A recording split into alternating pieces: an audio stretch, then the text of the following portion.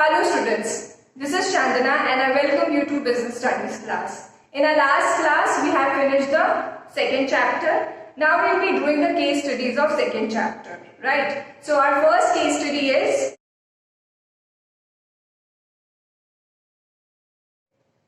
Hina and Suresh are typists in a company having the same educational qualification.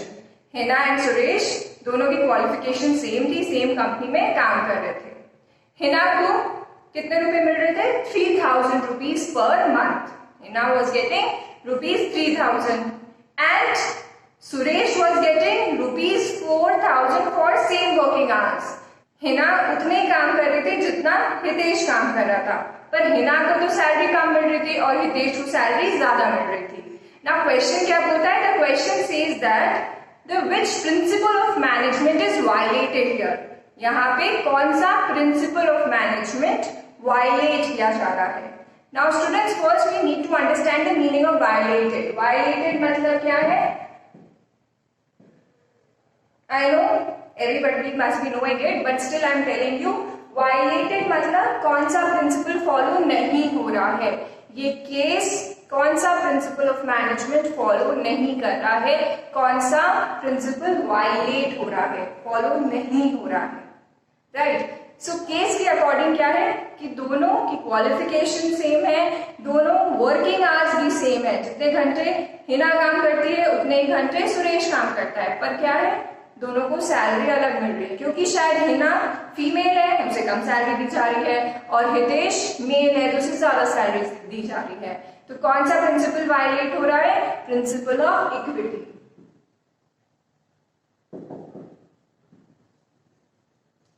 Students, if you remember, principle of equity क्या बोलता है? Principle of equity ये बोलता है that everybody should be treated equally irrespective of their caste, creed, religion, gender. सब एक समान treat करने चाहिए, चाहे वो किसी भी कास्ट के हो, क्रीड के हो, रिलीजन के हो या जेंडर के हो. तो यहाँ पे तो सेम ट्रीट नहीं हो रहा है.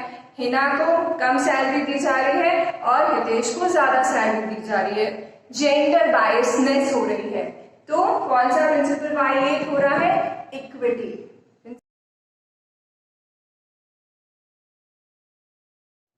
Our next case study is Mr. Ram applied for leave to attend a family function. Mr. Ram ने अपनी कंपनी में लीव के लिए अप्लाई किया क्योंकि उन्हें एक फैमिली फंक्शन अटेंड करना था. The director of the company requested Mr. Ram to cancel his trip because of some important meeting. Director ने मिस्टर राम से ये रिक्वेस्ट किया कि एक कंपनी की इंपॉर्टेंट मीटिंग है तो आप अपनी ट्रिप कैंसिल कर दें. Mister Ram agreed and cancel the trip. Mister Ram agree हो गए और उन्होंने क्या किया? कैंसिल कर दी अपनी trip. Now the question is which principle of fuel is applied here. यहाँ पे कौन सा प्रिंसिपल फ्यूल का अप्लाई हो रहा है? तो students, if you remember a principle, subordination of individual interest to general interest. अगर आपको ये याद है, ये principle subordination of individual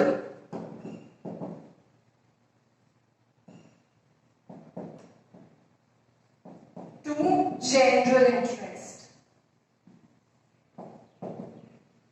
if you remember this principle, ये प्रिंसिपल क्या बोलता था? ये प्रिंसिपल यही बोलता था कि सबसे पहले एक एम्प्लॉय को ऑर्गेनाइजेशन का भला सोचना चाहिए एंड देन फिर किसका भला सोचना चाहिए?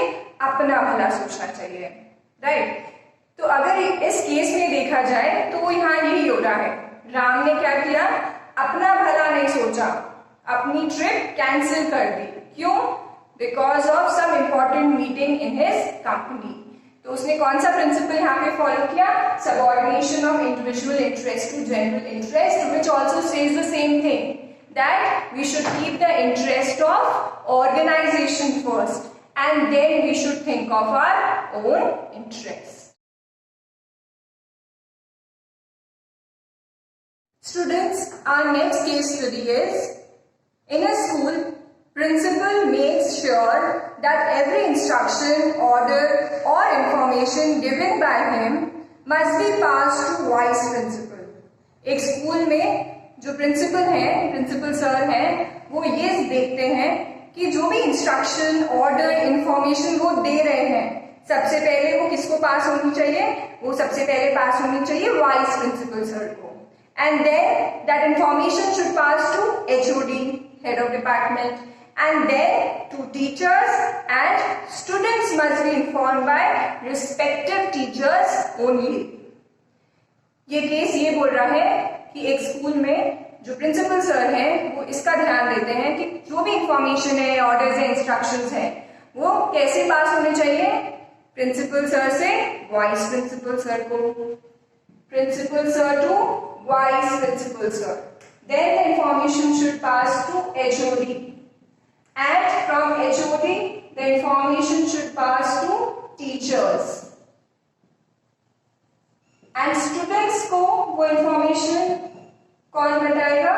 वो students को information teachers बताएंगे. So this is how the information should flow. Right? Now the question is, which principle of Fayol is applied here? यहाँ पे कौन सा फ्योल का प्रिंसिपल अप्लाई किया जा रहा है? यहाँ पे स्केलर चेन फॉलो की जा रही है. Scalar chain, if you remember, वो क्या बताता है? वो ये बताता है कि एक ऑर्गेनाइजेशन में कम्युनिकेशन कैसे फ्लो होना चाहिए. तो कैसे फ्लो होना चाहिए? From highest to lowest authority, rank wise flow होना चाहिए.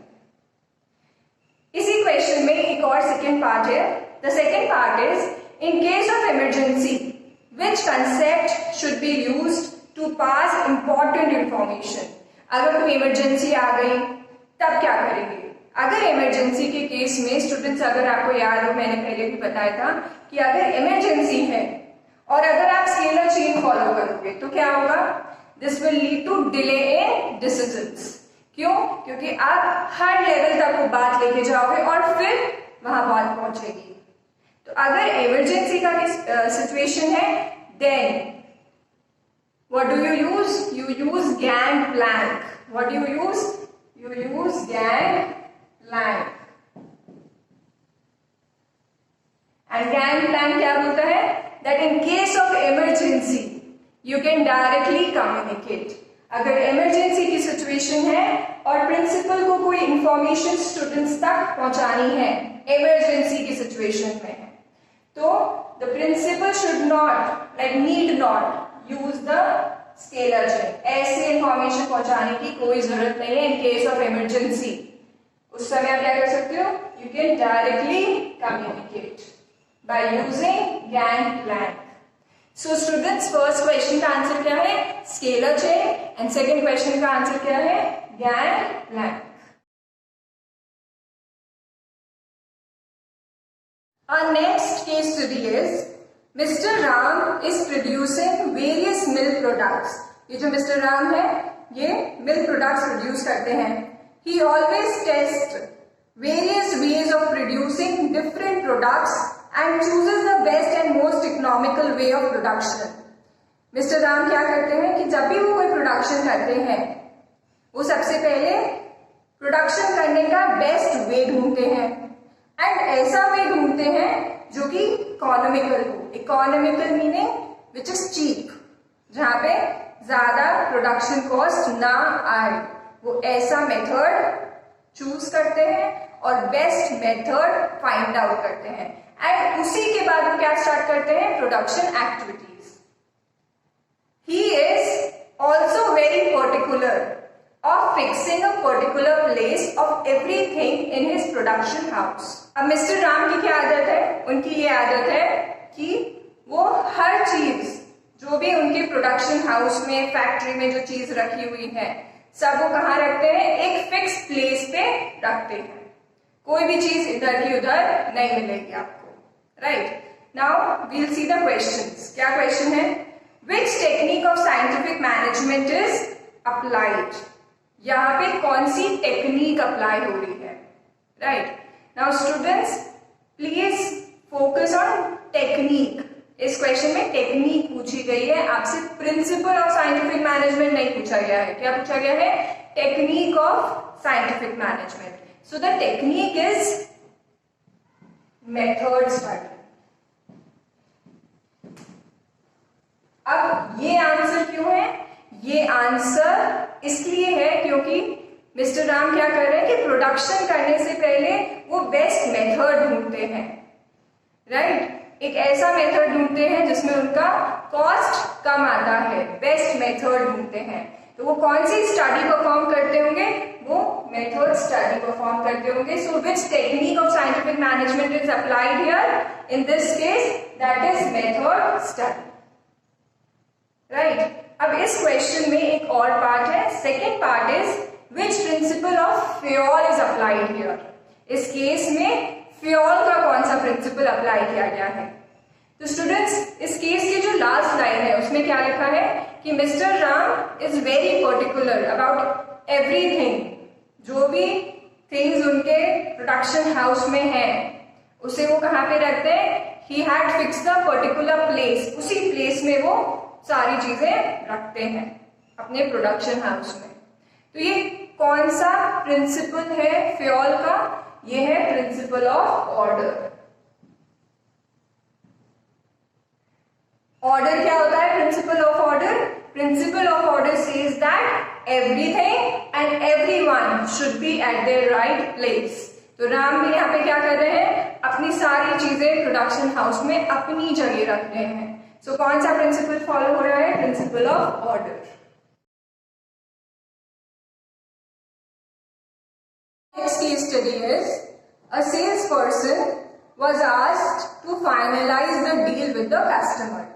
एक सेल्स पर्सन को ये बोला गया कि आपको कस्टमर के साथ डील फाइनलाइज करनी है। मार्केटिंग मैनेजर का ये कहना है कि आप 10% तक डिस्काउंट दे सकते हो, अप टू 10% तक आप डिस्काउंट दे सकते हो। मार्केटिंग मैनेजर का तो कहना है कि 10% तक दे सकते हो, पर यहाँ पे फाइनेंस मैनेजर क्या बोल रहा है? फाइनेंस मैनेजर बोल रहा है that you can give discount up to 25%। तो एक मैनेजर, एक बॉस क्या कह रहा है? 10% तक दे दो, और दूसरा बॉस क्या बोल रहा है कि आप 25% तक डिस्काउंट दे सकते हो। Now the question is that which principle of Fayol is violated here? यहाँ पे कौन सा प्रिंसिपल फ्योल का वायलेट हो रहा है? वायलेट मीन्स ओवरलुक, मतलब जो फॉलो नहीं हो रहा है। तो यहाँ पे कौन सा प्रिंसिपल फॉलो नहीं हो रहा है? यहाँ पे यूनिटी ऑफ कमांड फॉलो नहीं हो रहा है। यूनिटी ऑफ कमांड यहाँ पे फॉलो नहीं हो रहा है। क्यों? क्योंकि यूनिटी ऑफ कमांड क्या बोलता है? यूनिटी ऑफ कमांड ये बोलता है कि हर एक सबऑर्डिनेट पे सिर्फ एक ही बॉस होना चाहिए। अगर दो बॉस हो जाएंगे तो क्या होगा? कंफ्यूजन हो जाएगा, ये समझ में नहीं आएगा कि मैं किसकी बात मानूं। तो अगर देखा जाए तो ये केस में भी यही हो रहा है। केस में सेल्स पर्सन को समझ में नहीं आ रहा है कि मैं मार्केटिंग मैनेजर की बात मानूं जो कि 10% डिस्काउंट देने को बोल रहे हैं, या फिर फाइनेंस मैनेजर की मानूं जो कि 25% डिस्काउंट देने को बोल रहे हैं। Therefore, which principle of FIOL is violated here? Unity of command. Students, our next case is while selecting the employees, Ram followed scientific procedure to select the candidates. Employees को select करने में राम ने scientific procedure follow किया select करने में। Scientific procedure मतलब proper उनका interview लिया होगा, प्रॉपर शायद रिटन टेस्ट लिया होगा, प्रॉपरली स्कैन करके एनालाइज करके एक कैंडिडेट को उन लोगों ने चूज किया। Right person was given the right job. Selection के बाद उन्होंने क्या किया? कैंडिडेट्स को राइट जॉब अलॉट कर दी, जो जिसके लिए सूटेबल है right person at the right job दे दी। From time to time training and workshops were conducted. Time to time training भी दी गई और वर्कशॉप्स भी कंडक्ट करी गई। Now the question is which principle of Taylor is applied by Ram? यहाँ राम ने कौन सा प्रिंसिपल टेलर का अप्लाई किया? वो प्रिंसिपल था डेवलपमेंट ऑफ एम्प्लॉयज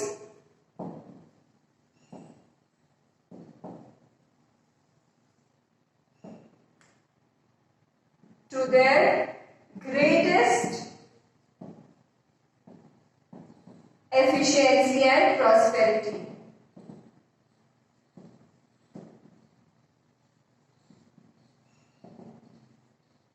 Right?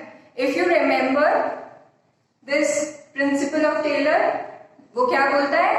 वो ये बोलता है कि हम जब भी किसी एम्प्लॉय को, किसी कैंडिडेट को ऑर्गेनाइजेशन में हम लाएं, मतलब सिलेक्ट करें, अपॉइंट करें, तो कैसे अपॉइंटमेंट होना चाहिए? Scientific method should be used, proper interview होना चाहिए, कहीं पे अगर रिटन टेस्ट है, डेमो लेना है, तो सब प्रॉपरली लेके साइंटिफिकली सिलेक्ट करना चाहिए, सोच समझ के सिलेक्ट करना चाहिए.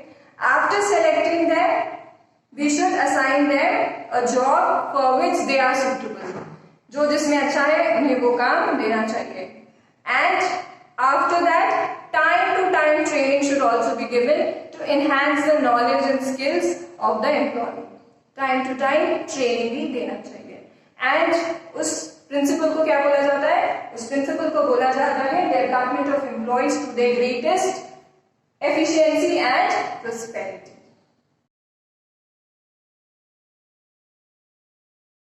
Since our next case study is Mansi started her business of food items. Mansi ने business start किया food items से related.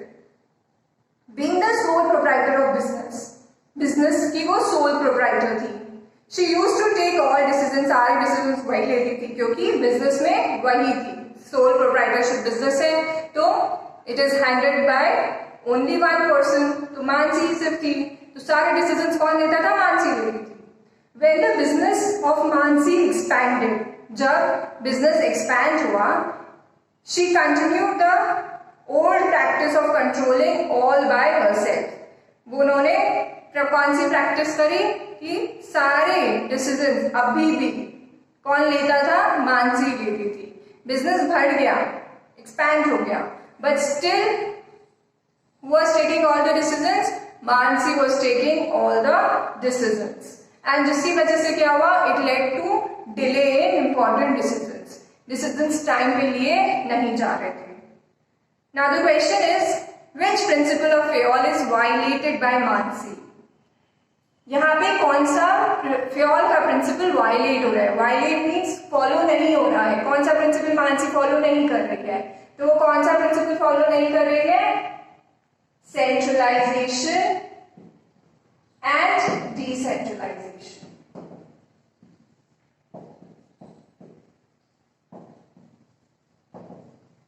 कौन सा प्रिंसिपल फॉलो नहीं कर रही है? डिसेंट्रलाइजेशन. उसकी ऑर्गेनाइजेशन में सेंट्रलाइजेशन तो था पर कौन सा प्रिंसिपल नहीं था? डिसेंट्रलाइजेशन. तो what will be the answer? Decentralization. Students, I will just repeat once again this case. यहाँ पे वो सोल प्रोप्राइटरशिप बिजनेस चला रही थी तो सारे डिसीजंस ऑब्वियसली वही लेगी. क्यों? क्योंकि बिजनेस में सिर्फ वही है. बट जब बिजनेस एक्सपैंड हुआ और लोग भी आ गए, अभी भी क्या हो रहा है? डिसीजन वही ले रही है. तो हर एक छोटे डिसीजन के लिए उनके उसी के पास जाना पड़ रहा था सबको. तो उससे क्या हो रहा था? डिसीजंस लेट हो रहे थे. राइट? तो कौन सा प्रिंसिपल वायलेट हो रहा है? Decentralization. But whenever you write the answer लिखने पे आप क्या लिखोगे? Principle of centralization and decentralization. ये दोनों वर्ड साथ में लिखे जाते हैं. तो आंसर क्या जाएगा? Principle of centralization and decentralization. Principle once again, centralization क्या होता है? सेंट्रलाइजेशन है power in few hands. All the decisions are being taken by few hands only. तो यहाँ पे कौन डिसीजन ले रहा है? मानसी ले रही है. डिसेंट्रलाइजेशन क्या होता है? Distribution of powers at all the levels. अगर सारे लेवल्स कुछ कुछ डिसीजंस ले रहे हैं तो वहां पे क्या है? डिसेंट्रलाइजेशन है. I think now it is clear कि इस केस में डिसेंट्रलाइजेशन नहीं है. क्यों? क्योंकि सारे डिसीजंस तो वही ले रही है. राइट?